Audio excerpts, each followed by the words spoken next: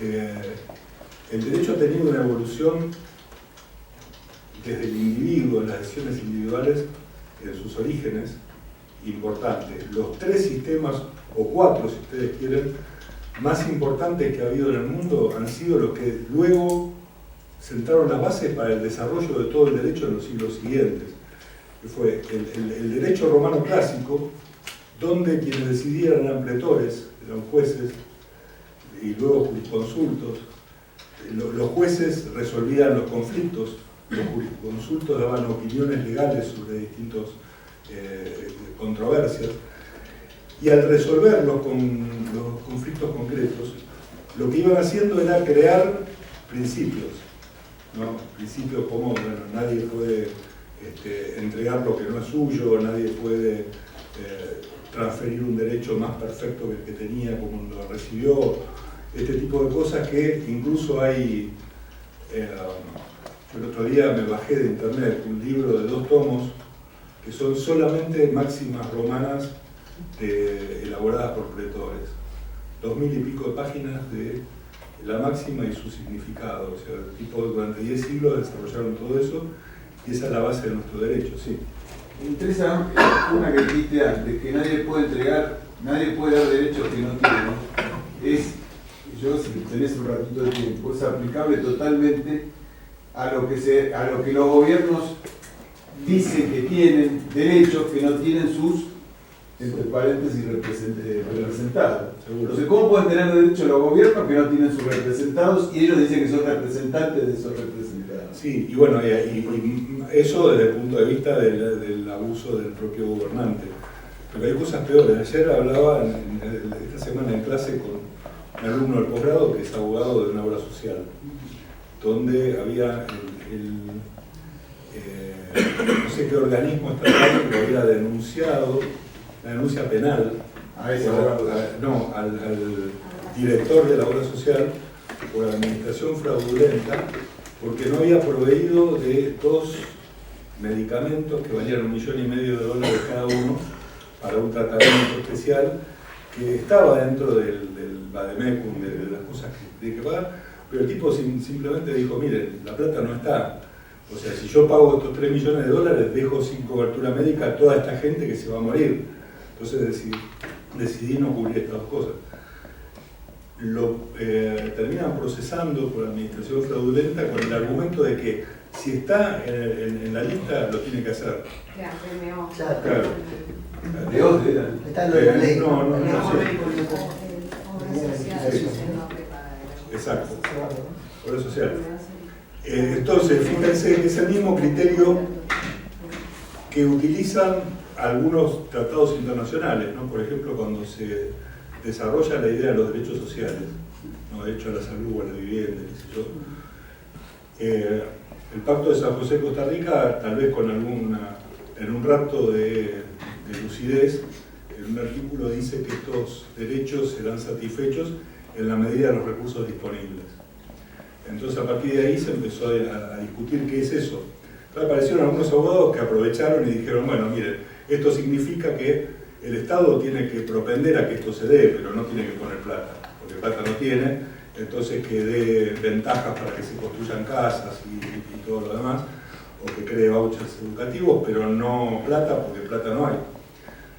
Obviamente la teoría, digamos, los activistas del derecho internacional de los derechos humanos fueron mucho más allá y elaboraron la teoría del necesario cumplimiento automático de estas cláusulas, con lo cual dijeron, lo tiene que hacer, no importa si tiene plata o no tiene plata, pero lo tiene que hacer, no como en la obra social. A mí no me importa si tiene plata o no tiene plata, porque si está en la lista hay que hacerlo, y si no lo hace va preso. Y entonces digo, bueno, díganme ustedes, en el escrito decía, ustedes díganme a quién dejo morir, porque plata para todo no va a haber, de modo que si pago estas 2 cosas que ustedes me están diciendo, se me va a morir gente de este lado. Ahora, si le doy la atención a esta gente, estos 2 van a tener problemas. Díganme qué hago. Y está procesado. Y está procesado. Entonces el punto es que, oyendo lo que decía vos, el político te lo dice desde su perspectiva, ¿no? Es decir, bueno, sí, te promete cosas que él nunca va a poder cumplir, pero también obliga digamos, a la gente a hacer cosas que sabe que no va a poder cumplir. Y porque naturalmente no las va a poder cumplir, sin embargo las obliga. Y las obliga con la amenaza de mandarlas a la cárcel, por lo cual no es simplemente, te digo... No es retórico. Claro, no es retórico. Entonces el punto ahí es un nuevo problema. Si a eso le sumás que los políticos, ya sea porque quieren ganar elecciones o porque tienen miedo de que los insulten o que los denuncien, no van a tomar ninguna decisión lógica si eso les trae un problema. Entonces a él ya no interesa si lo que yo digo es un disparate, mientras yo haya cumplido con mi obligación de sacarme el problema de encima y pasárselo a otro. Entonces la política, y en Argentina eso lo vemos en todos los partidos, es el arte de encontrar el culpable. Es decir, digamos, yo lo primero que tengo que hacer es ver de quién es la culpa, no cómo se soluciona. Y que la culpa no tiene que ser mía, tiene que ser de otro. Entonces, si sumás todo eso, es un cóctel explosivo. Encima de las obras sociales, yo no soy especialista, pero para elevar el precio necesitan un acuerdo de gobierno, ¿no? Sí, bueno, todo eso es muy complejo. Claro, porque si no es sencillo, aumentar los precios para todos los afiliados y pagas todas las cosas, pero si estás encima... Los precios de las prepagas, porque les obligan permanentemente a aceptar cosas que son, digamos, casos especiales, pero que cuando suceden son muy costosos. Claro. Y no permiten la diferenciación. Mire, usted tiene este problema, pues lo vamos a aceptar, pero en vez de 3 pesos va a valer 8 pesos su cuota. Es un seguro en definitiva. Y si a eso le suman la estatización de todo lo que tiene que ver con la medicina, todos los costos se encarecen. Y los costos de los seguros se encarecen, y los costos de los medicamentos, y los costos de todos los servicios que se prestan. Que también es un tema de análisis económico del riesgo, ¿no? Y del daño, porque a veces cuando la responsabilidad en ciertos casos se extiende demasiado, en realidad lo que se hace es eliminar la posibilidad de que el servicio se preste. Entonces, si yo soy médico y la irresponsabilidad por un error es impresionante y por lo tanto el seguro me va a cobrar una cantidad exorbitante por las dudas, ya no opero más a nadie. O me voy a una isla en el Caribe y lo opero allá sin riesgo de ningún tipo, y si se muere, se muere. Encontrar el punto lógico a todo esto es algo que, digamos, desde todo punto de vista, el Estado no lo puede hacer. Entonces, tal vez el mercado podrán tener distintas alternativas, con mayor seguridad y más barato y más caro, o con menos seguridad y más barato, y ustedes elegirán el tipo de seguridad y el tipo de precio que quieren pagar. De hecho, en las obras sociales, como cobran un porcentaje fijo a los que son afiliados, hay alguien que gana mucho, aporta mucho, entonces trata de salir de alguna manera de ese régimen para pagar una prepaga, porque le conviene mucho más. Y el que gana poco y aporta muy poco, entonces se va quedando con los que menos aportan. Y después, cuando pasan estos casos, creo que reciben unas asistencias del Estado, que tienen un nombre que, no sé, para casos así de cosas que requieren tratamientos muy importantes, pero después tampoco el Estado se las da, y ahí es cuando, y por eso están todas prácticamente quebradas. Sí, bueno, pero nuevamente, ¿no? Las regulaciones. Claro. El otro ejemplo histórico es el common law. La justicia en Inglaterra siempre estuvo separada la ley estuvo separada del Estado, en el sentido de que si bien los jueces eran parte del Estado, no eran parte de la administración. Digamos, el principio de separación de poderes y de independencia judicial nace en Inglaterra por eso. Los jueces ingleses eran órganos estatales, pero totalmente diferenciados del gobierno en sí mismo, y obviamente vitalicios, con lo cual no importaba los vaivenes de la discusión política, los jueces eran jueces. Y los jueces resolvían no sobre la base de leyes del Parlamento, como decíamos hoy, no Parlamento inglés no legislaba sobre derechos individuales, sino que resolvía disputas desde tiempos inmemoriales. Fíjense ustedes que cuando en 1215 se sanciona la Carta Magna, que eran los varones ingleses frente al rey Juan, ya en esa época, cuando empiezan a elaborar una serie de derechos que los varones querían tener reconocidos frente al rey, por ejemplo, la inviolabilidad del domicilio, el debido proceso legal, la igualdad ante la ley, todo esto, decían según las antiguas costumbres o según la ley de la tierra. O sea, ya en 1215 estaban diciendo que ya hacía un montón de tiempo que las cosas se venían protegiendo y resolviendo de esa forma. Con lo cual, rastrear en los orígenes del common law es muy difícil, pero lo que fue ocurriendo con el devenir del tiempo es que los jueces empezaban resolviendo sobre lo que ellos consideraban era la deducción de las costumbres, ¿no? Es decir, bueno, el juez deduce las costumbres inglesas aplicables al caso y las aplica. Con el tiempo, al ir aplicando y resolviendo, elaborando criterios, se iba generando una jurisprudencia. Con el tiempo, a lo que se remiten los jueces, es a lo que los mismos jueces habían dicho antes, y esa jurisprudencia empieza a tener una evolución. Y eso fue el derecho anglosajón, que es un derecho sin intervención estatal, por lo menos en el sentido de leyes que dijeran a los jueces ni cómo resolver, ni que regularan las situaciones. Los jueces tenían que ver lo que las partes le decían, ver los contratos, y si había dudas, ver qué norma consuetudinaria podían aplicar o qué fallo jurisprudencial anterior podían aplicar. La lex mercatoria, también hablamos hoy, ¿no? Eran comerciantes resolviendo cuestiones comerciales.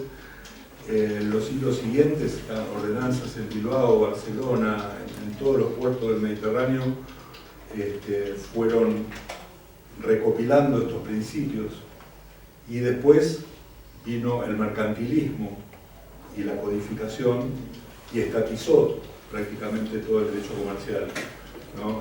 Colbert, con la idea de que, tomando el dogma Montaigne, ¿no? La riqueza de los ricos es la pobreza de los pobres, y en todo trato entre países hay que tener una balanza comercial favorable y atesorar oro.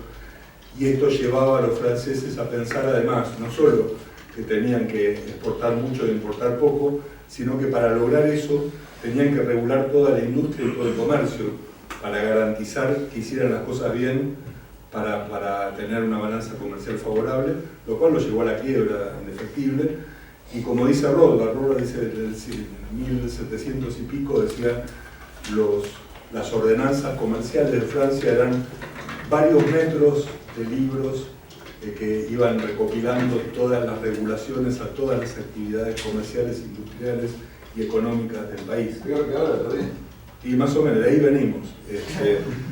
Y el punto de partida, fíjense cómo pasamos de cero regulación, costumbres, árbitros, resolución sencilla de los conflictos, a un sistema estatizado y totalmente regulado.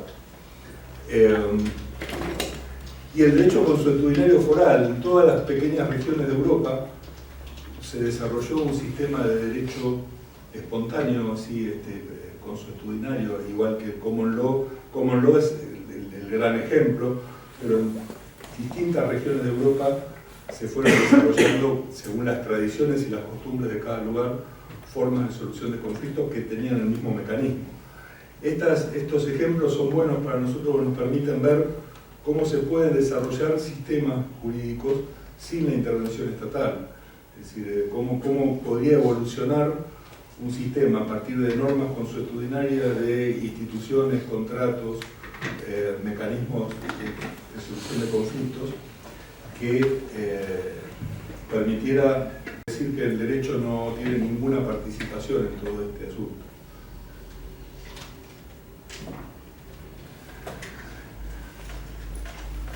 Y entonces nos preguntamos para qué sirve un abogado, ¿no? Es decir, ¿qué rol tendría un abogado en todo este asunto? Yo creo, digamos, alguna vez hice una analogía, y en este libro también lo digo, entre la visión austríaca del empresario y el abogado, ¿no? Ustedes saben que históricamente en la doctrina clásica el empresario era el que combinaba factores de producción. Agarraba la tierra, el trabajo, el capital, mezclaba todo, producía tornillos, vendía los tornillos y se quedaba con una pequeña diferencia que era su ganancia. Y esa era la visión estática de la teoría neoclásica de lo que era un empresario. La Escuela Austríaca de Economía le dio un giro muy grande a la empresarialidad. Y claro, el propio Menger decía, mire, si usted va caminando, va por un camino y de pronto ve algo que brilla, se acerca y lo recoge y es un diamante. Ese diamante tiene un valor enorme. Y usted no se pregunta de dónde salió el diamante, si lo sacaron de una mina con el trabajo de miles de horas de mineros trabajando para sacarlo, o de dónde apareció. Usted lo único que se pregunta es qué le pueden dar a cambio de ese diamante y qué es lo que puede ganar con ese diamante. O sea, nosotros no nos preguntamos permanentemente por los costos de las cosas, sino si nos interesa tenerlas o no y cuánto estamos dispuestos a pagar por ellas. Entonces, aplicada esta idea del valor subjetivo a la empresarialidad, sobre todo Israel Kirzner con Z, decía que el empresario es el que descubre una oportunidad. ¿No? Decía, es el que descubre brechas entre costos y precios, o lugares en los cuales hay demandas insatisfechas, y se emplea en cubrir esa demanda y obtener una ganancia.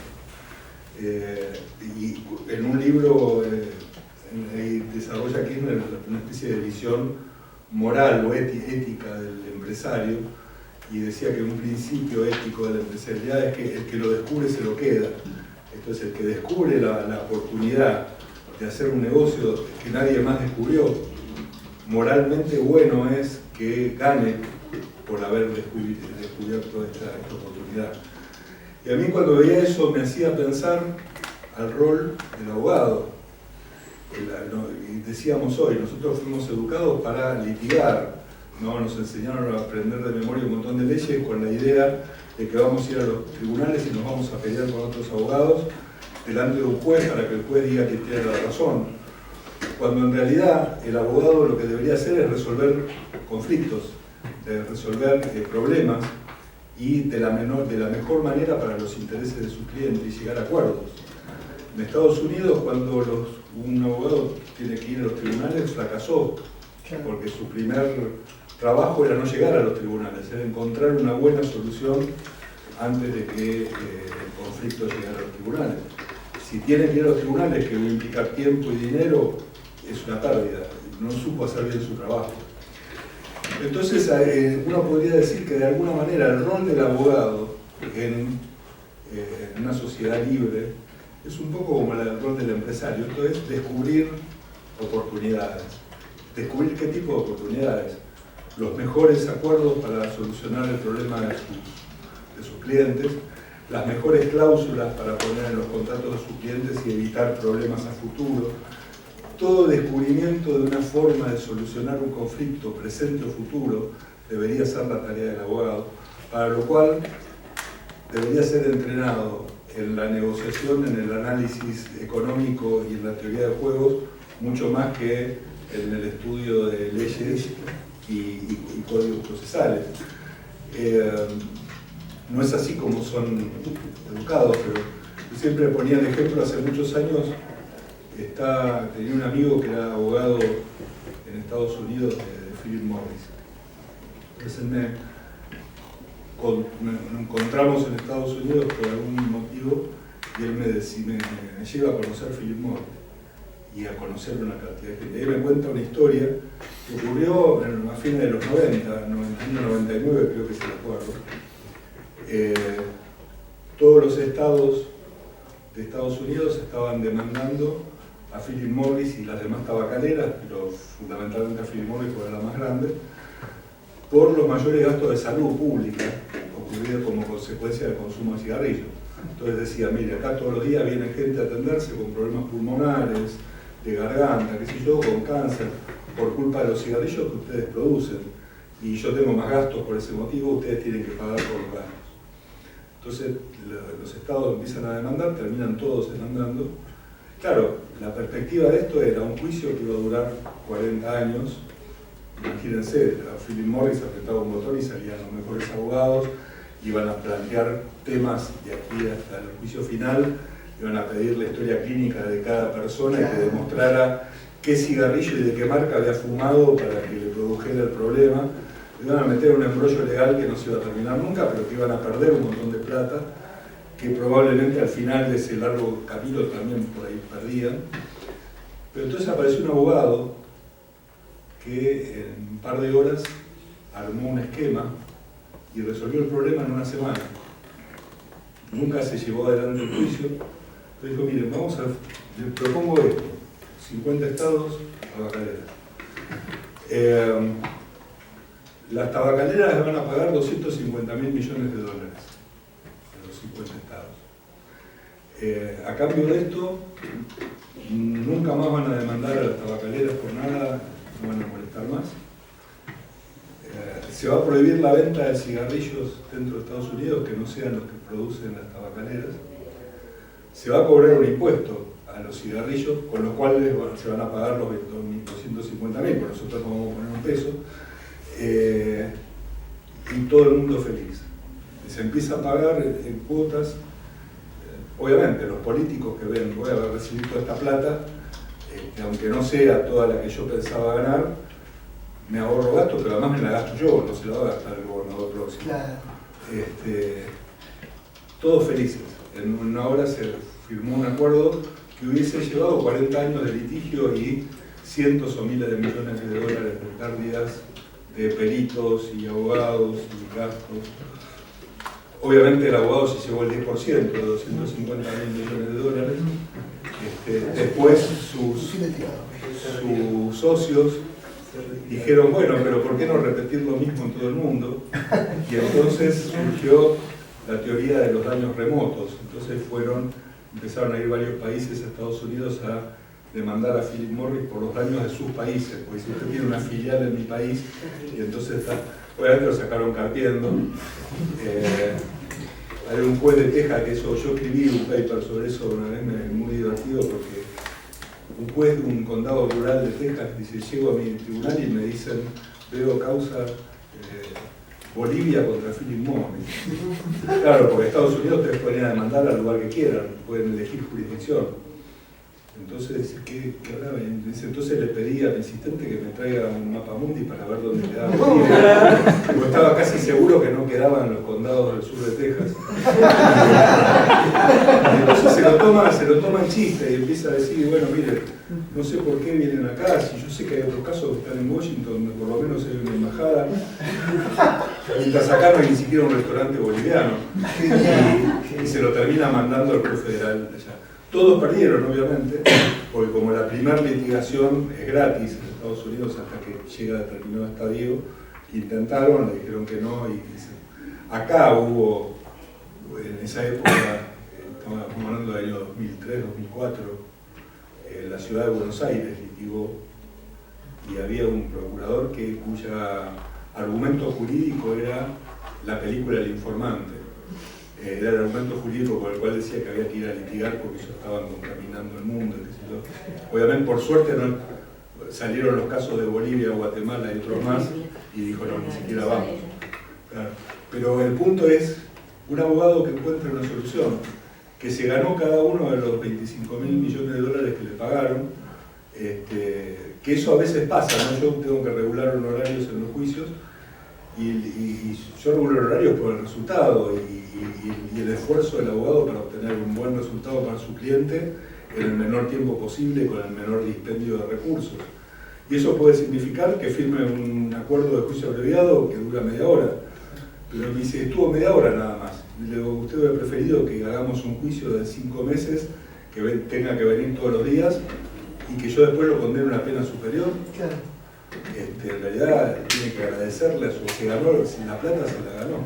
Sin embargo, aún en ese caso, y pasa no solo con los abogados, sino con todo, viene el técnico de la televisión, en 10 minutos le arregló la televisión y dice, pero por 10 minutos me cobras tanto. Bueno, yo sé lo que había que hacer, hacerlo vos, si no, y fíjate. La teoría del trabajo. Claro, es la teoría del trabajo aplicada a todo, y incluso a los abogados, mientras que el abogado es alguien que debería resolver de la forma más práctica posible, más rápida posible y con menores costos para el cliente los conflictos que tiene que resolver. Para lo cual además tiene que tener en cuenta los intereses de la contraparte, porque muchísimas veces resolver un conflicto significa darle al otro lo que quiere, o saber qué es lo que el otro quiere, qué estaría dispuesto a aceptar o qué no estaría dispuesto a aceptar.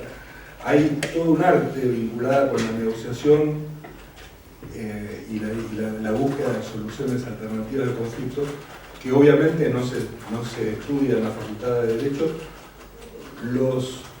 Hay algunas escuelas de mediación que estudian un poco de esto, que tienen mucho de teoría de juegos. Ustedes saben que los mediadores incluso hasta tienen estudiado cómo tiene que ser la mesa de discusión y dónde se tiene que sentar cada uno para discutir un acuerdo. Hay mucho que se hizo, no sé cuánto hay de fábula y cuánto de verdad, pero lo cierto es que esa es una parte importante de la tarea del abogado, evitar que los conflictos se propaguen o crezcan y resolverlos de la mejor manera posible. Sí. Ese impuesto que se lo pusieron al consumo de tabaco y lo pagaron. Por eso es tan caro el cigarrillo, yo soy el Por eso es que, claro, ¿qué dijo Gilmore? Mira, primero, me cierran las fronteras, con lo cual la gente va a tener que comprar un cigarrillo. Le pongo un impuesto, con lo cual, como la demanda es inelástica, porque los fumadores van a seguir fumando, van a pagar más y lo van a pagar. Esa parte de impuestos es lo que va a cubrir la plata de esta gente, todos felices, menos los que fuman. Pero bueno, los que fuman pueden dejar de fumar. Con lo cual, en realidad, para mí fue un buen acuerdo. Como si no, estarían todavía en medio de la litigación. Perdón, ¿me vas a querer cortar? ¿Cómo querés hacer? Teníamos previsto un corte, pero decime vos. Como quieran. ¿Hasta qué hora? 5:30. ¿Cómo? 5:30. Yo lo que quería hacer es mostrarles, primero preguntarles si tienen alguna cuestión que quieran charlarles, sino mostrarles algunas cosas que se están haciendo en el mundo para, digamos, desde el ámbito privado, pensando en organizaciones sociales donde el Estado no esté involucrado y ver qué se puede hacer, o para dónde se puede dar, o qué es lo que se le está ocurriendo a la gente en estos tiempos. Si quieren seguimos, si no paramos unos minutos, como quieran. Y si ya es otro tema, sí. Dale, bueno, paremos entonces. Así después. Dale. Descansamos también.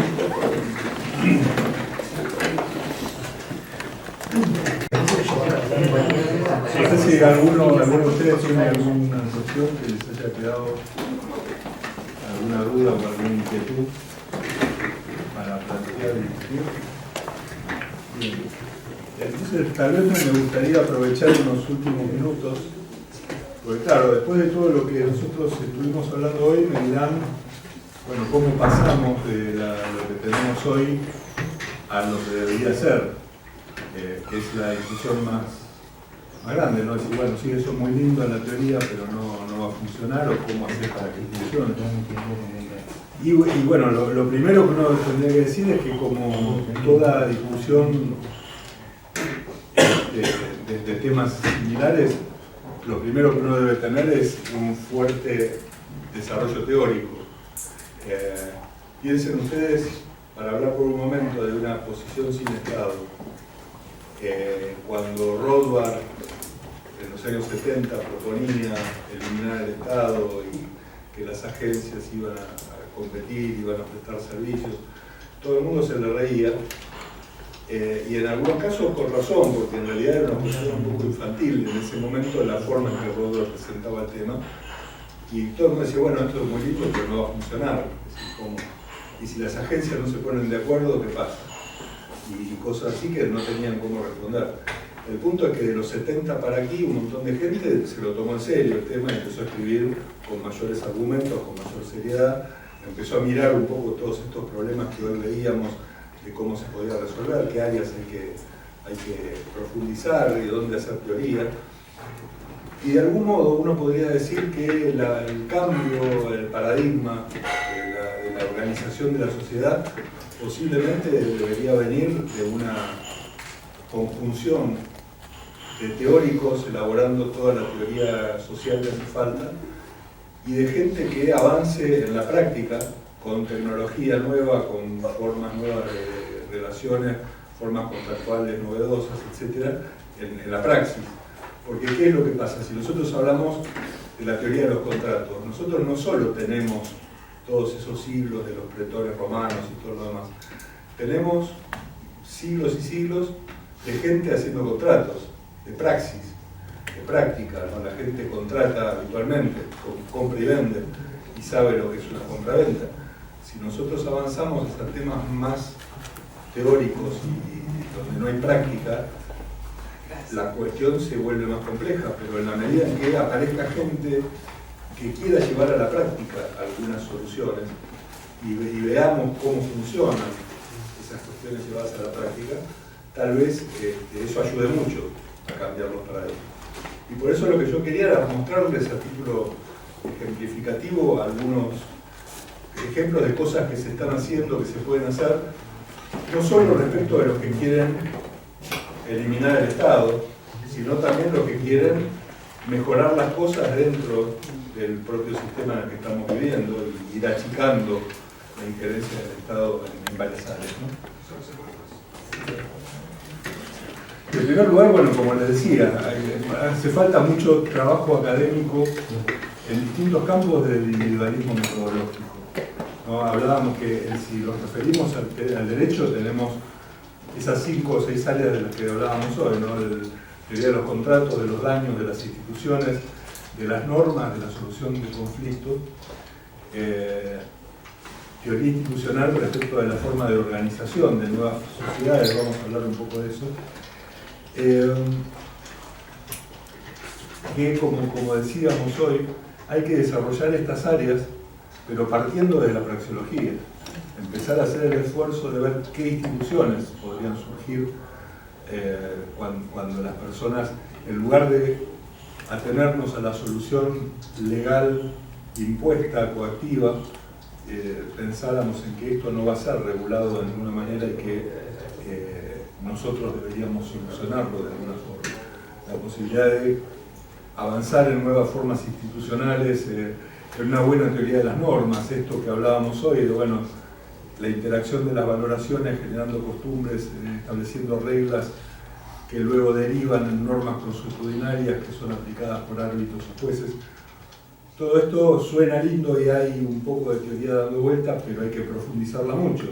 Es un área donde hay que trabajar, que es totalmente distinta de lo que es la teoría de las normas hoy, como se estudia hoy, ¿no? La teoría normativa es, digamos, es una teoría estatal de la norma.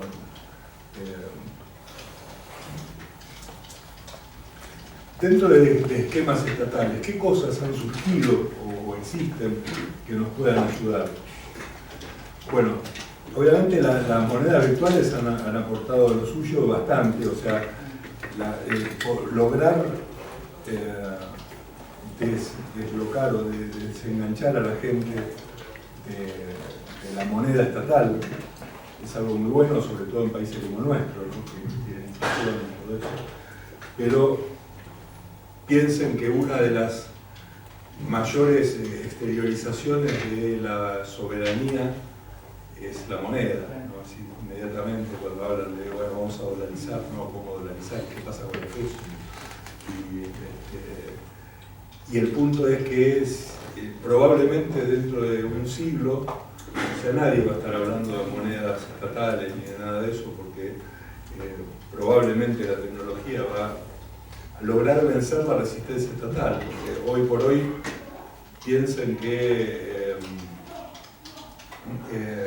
Bitcoin no puede ser regulado estatalmente, por más que se quiera. Podrán intentar regular las operaciones que se lleven a cabo fuera del mecanismo, digamos, del ámbito de aceptación o no de Bitcoin, pero la circulación del Bitcoin cada vez se extiende más y obviamente aparecerán otras monedas y habrá posiblemente competencias de monedas. Bueno, está la moneda Maduro también, ¿no? Esa nos gana hacer. No sé cómo estará cotizando hoy, pero lo cierto es que la tecnología ya nos dio una interesante forma de solucionar un tema, porque fíjense que lo que se logró reemplazar es que en vez de tener una moneda que no sea un bien o un producto, porque cuando es un bien, el bien está limitado y entonces la propia limitación del bien es lo que garantiza su estabilidad. Pero entonces ahora tener una moneda que no está atada a un bien, pero que al mismo tiempo no puede crecer indiscriminadamente, era algo que tenía sus complicaciones y que con las monedas virtuales se ha resuelto. Entonces ahí tienen un avance. La tecnología blockchain, ¿no? que nos permite de pronto cubrir muchas de las funciones que el Estado brinda, ¿no? Registro de documentación, la certificación de documentación, varias cuestiones como tener fecha cierta y todo lo demás. En realidad, tecnológicamente se puede suplir muchas de las funciones que presta el Estado y que además, en la medida en que se pueda desarrollar las tecnologías, cada vez van a ser más. Dentro del Estado está el sistema de vouchers, ¿no? que es algo que se debería intentar. Algunos libertarios más ortodoxos están en contra de los vouchers, porque en realidad lo que te dicen es que en el fondo sigue siendo el Estado el que financia la educación. Pero una cosa es que el Estado, digamos, pero como método, digamos, alternativo y de transición hacia eliminar el rol del Estado, lo que tiene de interesante es que ahí lo único que paga el Estado es la demanda de educación y no le está pagando la oferta.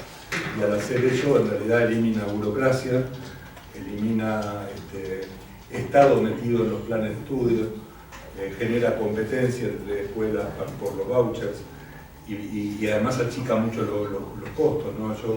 Hablábamos en el break de un estudio que hicimos hace tiempo con Pablo Guido sobre la educación en Neuquén, la provincia de Neuquén, y la conclusión a la que llegábamos era que con el presupuesto educativo de Neuquén, que estaba de huelga hacía 120 días, no daban clase porque los maestros no cobraban, dividido el presupuesto educativo por todos los chicos en edad escolar, primaria y secundaria de la provincia, permitía pagarles el colegio más costoso privado de la ciudad de Buenos Aires, a cada chico. Con lo cual el problema es que la plata se iba en burocracia, no se iba en burocracia y corrupción, y no se iba en enseñanza. Entonces el punto es que los vouchers pueden ser, por ejemplo, hace tiempo discutía una alternativa que puede sonar un poco colectivista, pero que era también una cosa de transición, vinculada con los vouchers culturales, que esto es una cosa que yo vi que se intentó hacer en Brasil, lo intentó hacer Dilma, después no le fue muy bien a Dilma en otros aspectos de su vida, pero creo que quedó trunco, pero la idea era buena, porque ¿cuál es el punto? Nosotros tenemos, nos guste o no nos guste, una constitución que introduce un montón de tratados internacionales como parte de la constitución. Todos esos tratados introducen supuestos derechos carísimos que hay que pagarlos porque son derechos constitucionales, entre ellos el derecho a la cultura. Eso lo que ha generado es un Ministerio de Cultura estatal, Ministerio de Cultura en las provincias, Ministerio de Secretaría de Cultura en los municipios, que los intendentes contraten a Fito Páez para tocar en la playa, para que aparezca en la foto, y todo lo demás que se hace normalmente en nombre de la cultura. Bueno, en la provincia de Buenos Aires, a pesar de todas las emergencias, sigue con el programa Acercarte en 135 municipios y se jactan de eso. Lo transmiten todos los sábados por tele. Y entonces ustedes tienen el problema de, por ejemplo, en Mar del Plata, por poner un caso, o en Carlos Paz, que mientras los productores de espectáculos de pronto le ponen a Fito Páez tocando en la playa gratis y nadie va al teatro. Ahora, eso tiene varios problemas. El primero es que es carísimo porque ahí hay una cuestión burocrática multiplicada por Estado, provincia, municipio, todos con sus organizaciones burocráticas dedicadas a la cultura. Cultura manejada desde el Estado. Si hay algo que no se puede manejar el Estado es la cultura. La cultura es el producto más genuino, si ustedes quieren, del orden espontáneo. La gente hace cultura, no el Estado. Y obviamente los negocios que hay detrás de esto, actores que por cobrar un caché salen a avivar un presidente y todo lo demás. Entonces, ¿cuál era la propuesta? Faltaba ponerle algunos números que quedaron desactualizados por las inflaciones que hubo, pero ustedes podrían dar un bono de cultura. Yo te pago X cantidad de plata en un bono, en un voucher, que solo lo podés cambiar por cultura. Esto es, podés ir a una librería, comprarte libros, podés ir a una disquería, podés ir a ver un recital, podés ir a ver a Boca. Cualquier explosión cultural la podés pagar con este voucher. El voucher lo paga, y esto era bueno porque esto es una idea de Dilma en su momento. Ella decía, el Estado, el empresario paga el 85% y al empleado se le descuenta el 15%, porque no puede ser totalmente gratis para el empleado. Y si no lo quiere, no se lo dan. Si no quiere poner ese 15%, se queda sin voucher. Entonces, el empresario pone el 85%, pero después le deducen todo eso de los impuestos. Entonces, vos lo que vos le pusiste en el voucher, lo evitás de todo tipo de impuestos que tengas que pagar. ¿Qué es lo que pasa con esa deducción de impuestos? El Estado se desfinancia. ¿Cómo compensa esa desfinanciación? Eliminando toda la Secretaría de Cultura, Ministerio de Cultura y todo lo demás de la cultura. Entonces, lo que hacen es trasladar el gasto en cultura, ponerlo en cabeza de cada persona para que gasten lo que quiera de cultura. Requiere una organización para el retiro de vouchers y todo eso. Sí, está bien, pero eso es un problema que se lo puede cargar a cada empresario. Es más, me decían, obviamente, me decían, bueno, pero el empleado que recibe el voucher lo podría vender y no utilizarlo y estaría defraudando. Pero que haga lo que quiera. La Constitución dice que tiene que tener acceso a la cultura, no que tiene la obligación. Entonces, si yo me tengo que comprar una acción humana y me cuesta 1.000 pesos y el tipo tiene un voucher y de 1.000 pesos y yo le doy 500 y el tipo está feliz con sus 500 pesos y yo me compro mi libro por 1.000 pesos, lo hacemos, es un problema nuestro. El Estado ya me dio cultura, cumplió con la Constitución. Para eliminar el voucher directamente. Obviamente, y entonces la idea era, pero esto apunta a que el sistema de vouchers, al sacar el Estado como productor de servicios, empieza a eliminar buena parte de los problemas que el Estado... Porque además ustedes van achicando el Estado. Ya no tenemos Ministerio de Educación nacional, provincial, municipal, todo lo demás, porque le dimos vouchers a la gente y ya no hay ministerio. No hay Secretaría de Cultura, no hay Secretaría por ahí de Salud, vouchers sanitarios, que los hospitales y los sanatorios puedan competir.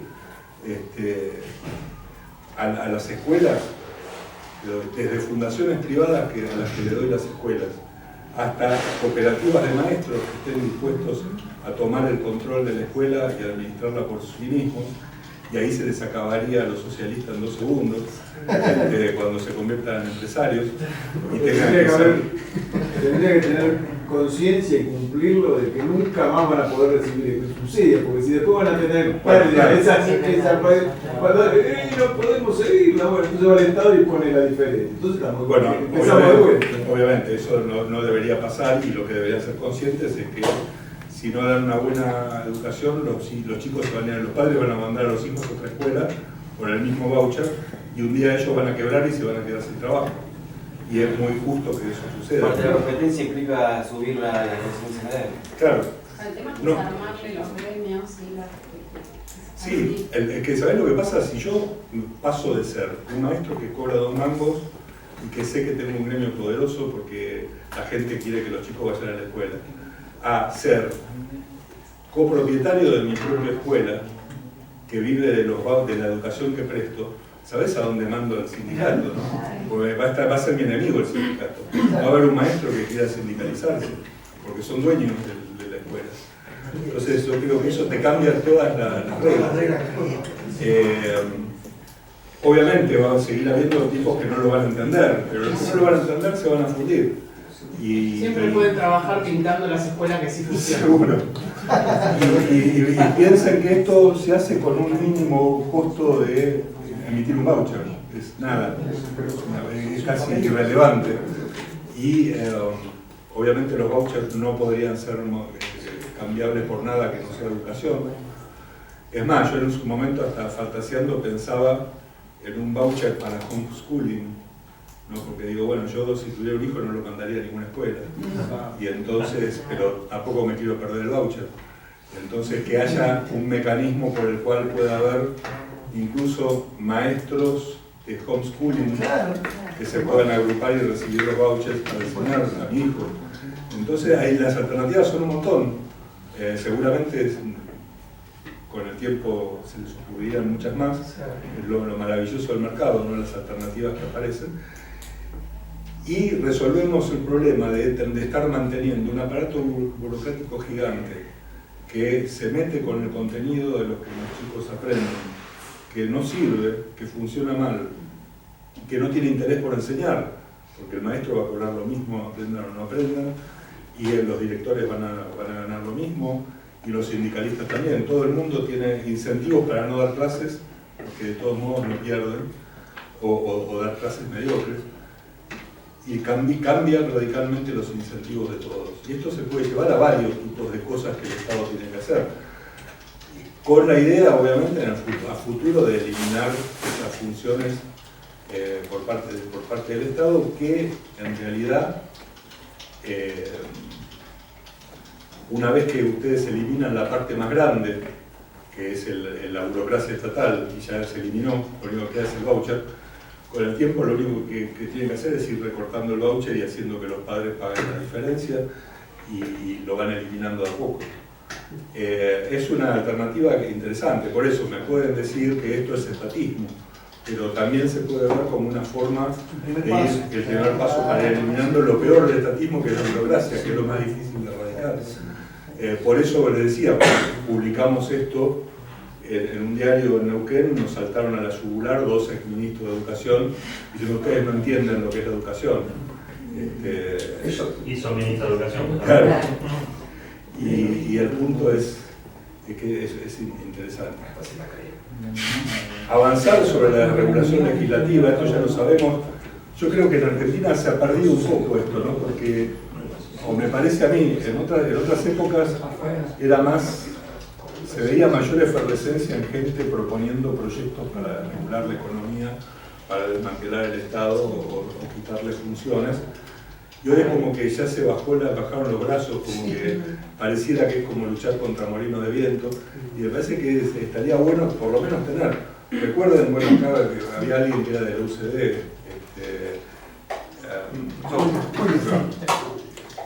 Alzogaray, cuando iba con sus famosas 3 carpetas a ver a todo, cada nuevo gobierno. Los famosos libros azules. El libro azul y donde tenía todas las soluciones para todos los problemas. En realidad que hubiese, porque, a ver, olvidémonos de estas elecciones, tendamos un manto de piedad sobre estas elecciones y Parece que el manto nos va a tapar. y pensemos en el liberalismo a partir del año que viene. Bueno, lo que propuso usted en la RANCOM, de lo que contó el partido ese, creo que era noruego, Sí. de que la propuesta era derogar el 75% y después no ir nunca más. Bravo. Yo creo que el 75% es poco, ¿verdad? El Es como Ese es el primer plan. El segundo plan es el 25 de acá. Las universidades, ¿para qué? Habría que hacer una campaña Para diciendo derogar leyes, lo no que para el derogar legislador va a hacer es, primero, plata que dé el Estado para la campaña, la devuelve o la reparte entre los afiliados o X. Segunda cuestión, lo único que presento el primer día creo que era derogar el 75% de la regulación. Después no dar nunca más cobros, salvo que sea para derogar algo. En 2001, ¿te acordás? Y no cobrar dieta. Y no Rodríguez Sá, un ataque de sincericidio, dijo: hay que eliminar todas las leyes que existen. Rodríguez Sá, Rodríguez Sá. Bueno, parece que está loco. Se equivocó. Pero el punto es que si el año que viene se intentara avanzar en estos temas en la política, punto 1, los problemas de Argentina no son exclusivamente ni prioritariamente económicos. O sea, tenemos muy buenos economistas. Es una consecuencia. Expert en el Congreso se lo fagocitan en 2 segundos 50. No dura un minuto esperar en el Congreso. Ni Kachanowski, ni ninguno de ellos, porque no tienen experiencia. Entonces el punto es que tienen que tener por lo menos planes, proyectos y proyectos concretos de leyes, con números, con todo, es decir, y no solo de la cuestión económica, de todo tipo de regulaciones, de leyes institucionales que hay que modificar, y saber qué van a decir cuando los otros discutan otras leyes. Yo me acuerdo del famoso discurso de Alzogaray con la ley Mucci, ¿se acuerdan? La ley de democratización de los sindicatos. Alfonsín intentó torcerle el brazo a los sindicatos con una ley que creaba un sindicato único por rubro, donde había democracia interna y todos podían tener líderes internas y votar, esas cosas que le gustan a los radicales. Obviamente el peronismo... Hay algunos liberales que también... Y que nunca funcionó. Después te cuento quién. Obviamente el peronismo se oponía a esto, estaba todo el sindicato en las galerías, todos con los bombos, ahí a los gritos, y le toca hablar al Alzogaray. El Alzogaray dio un discurso maravilloso, yo lo tengo guardado, diciendo que en realidad un sindicato es una asociación libre y voluntaria que no debería tener ninguna ley de organización y tampoco ningún privilegio, y que cada trabajador debería asociarse al sindicato que quiera o a ninguno, y en eso la ley no te... Obviamente los peronistas lo empezaron a aplaudir y le cantaban la marcha peronista, pero lo cierto es que yo no sé cuántos liberales argentinos de los que hoy quieren ir al Congreso estarían en condiciones de dar un discurso como ese, o se pondrían a hablar de economía y de los números. Entonces, Alzogaray era un tipo raro, porque de ciertas cosas era muy conservador y de ciertas cosas era extremadamente liberal. Pero bueno, la cuestión es que la desregulación legislativa, la solución privada de conflictos son temas que deberían estar en la agenda de los liberales para reformas legislativas a futuro, ya sea si logran tener algún día un diputado o si, aunque sea llevársela a los diputados que existen hoy, para ver qué quieren hacer. De buena voluntad y buenas intenciones. Claro. Si quiero alguno. Ese es el error, creer que el problema es económico. El problema no es económico. Sí, no, y es un problema porque el liberalismo está plagado de economistas y que encima quieren hacer política. Eso, lo leí que no me había leído nunca, que López Murphy dijo: lo lamentable es que el liberalismo se conozca a través de los economistas, y es un problema que baja mucho más allá del liberalismo. Claro. La verdad que me asombró que venga de López Murphy. Sí. Claro, y el error final es que al asumir que el problema es económico, las soluciones que se proponen son económicas, pero después no se soluciona nada. Exacto, y los problemas filosóficos de base nunca se discuten. Y entonces, Ese es donde podemos ganar la discusión. No, pero hay que ganar. Y donde además la gente entendería, porque en realidad es más simple el lenguaje. Cuando vos discutís en economía, y lo que normalmente le llevaban malas noticias a la gente, decir, esto no te lo va a poder pagar porque el Estado no tiene plata, si esto hay que privatizarlo, esta ventaja no la vas a tener más, vas a tener que laburar, se acabaron los planes, o sea, son todas malas noticias.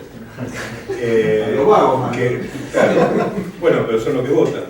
Entonces, ese es el problema. es otro problema. Es el problema. Pero el punto es que si vos la discusión la zanjás en términos exclusivamente económicos, no te van a votar nunca porque sos la peor de las noticias vos. En cambio, tenés que empezar a discutir en términos filosóficos. Explicarle a la gente cómo la han empobrecido a lo largo de la historia y cómo le han quitado derechos y cómo en realidad la han tratado como mecanismo de poder para los tipos que se enriquecen de la política. Claro, Entonces, por algo el colectivismo le ha llevado tantos años de ventaja al liberalismo. Porque es mucho más, a ver, primero es más atractivo que te digan que te van a regalar todo, porque tenés derecho a todo y el mensaje es mucho más amigable, así cualquiera, y con la plata de otro. como le decía hoy esta alumna de posgrado, que le decía que hay que darle casas a los pobres. bueno, de la plata de dónde va a salir, me miraba azorada, bueno, cómo le podía preguntar eso, nunca lo había pensado en su vida. Claro, pero además yo creo que ella nunca se había puesto a pensar de dónde salía la plata, como que el Estado tiene plata. Yo había. Claro, y el tema es ese, ¿no?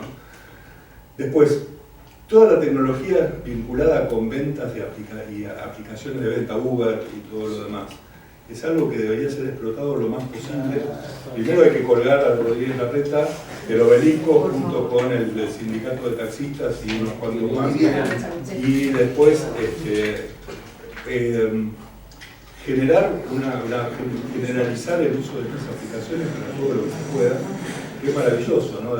Bueno, hoy ya Globo y todas estas empresas que ya aplican la tecnología para la de alojamiento, y bueno, y esto, el punto ahí, la batalla legal, por ejemplo, a mí me encantó Castelo, el diputado de la provincia de Buenos Aires, que no parece venir de la coalición cívica. Venía de Recrear. Ah, de Recrear, yo pensé que venía de la coalición cívica. Sí, claro. Estaba ahora, pero venía de Recrear, yo tampoco sé, me dijo los puntos. Y que lo mataron porque en lugar de ponerlo como primer candidato a diputado le quisieron inventar un cargo de gobernador, que era estúpido ponerlo ahí, y que como candidato a diputado probablemente lo hubiera votado la gente.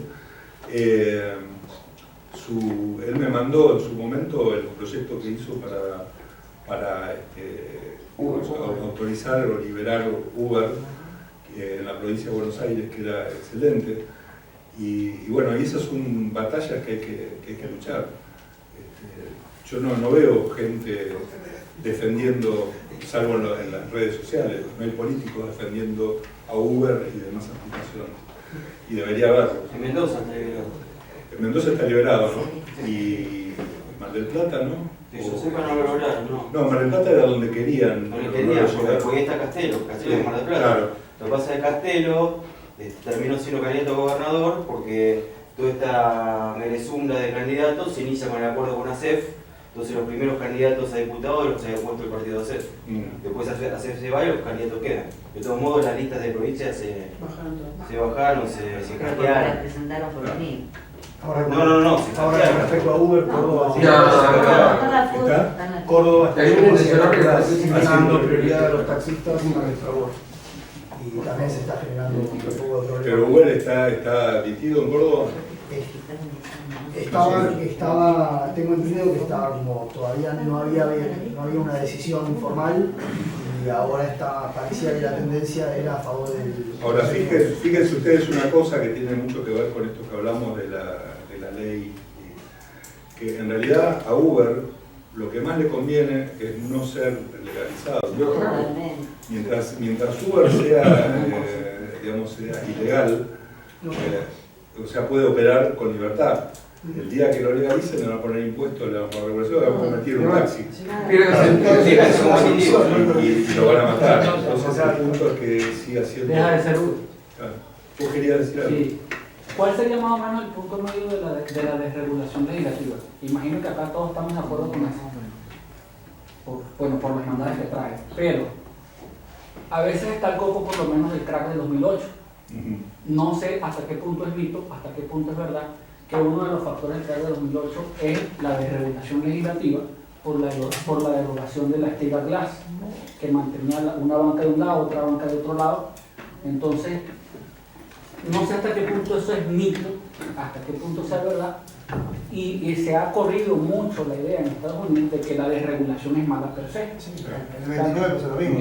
Axel tiene un video que lo explica eso. En realidad lo que pasó fue que sí, hubo una cierta desregulación, pero dentro de un marco ya de por sí regulatorio. O sea, yo pongo una regulación que a vos te beneficia y después te desregulo lo que vos haces con ese beneficio. Pero de hecho, Bitcoin surgió después de la crisis de 2008 como una forma de protesta contra la idea de reservas fraccionarias de los bancos centrales. Pero es que entramos en el debate del doctor. Están bien las leyes buenas, están bien las leyes malas. Pero esa idea de por lo menos separar la banca de inversión, que es la banca apostadora, es prudente y tiene bastante sentido común de separarla de la banca de todos nosotros que solamente colocamos la plata para ahorrarla. Porque si no, el que quiera apostar apuesta con la plata de todo el mundo y diluimos la plata. Sí, lo que pasa es que ¿Tiene eso... sentido común esa regla? Claro, lo que pasa es que eso está, como dicen, dentro del contexto de una regulación previa. Es decir, si los bancos fueran libres y por lo tanto vos ponés plata en el banco en el cual confiás, que negociará con vos lo que hace con tu plata, y si quiebra tenés un problema porque no va a salir un banco central. Claro, que no haya prestamista de última instancia. Ahí está. Sí, si el sistema fuera así, el problema es que como el Banco Central sí salía a rescatar todo esto, generó incentivos para generar la burbuja gigante, y después cuando la burbuja se generó por culpa del propio Estado, tuvieron que salir a ver qué hacían para evitar la catástrofe.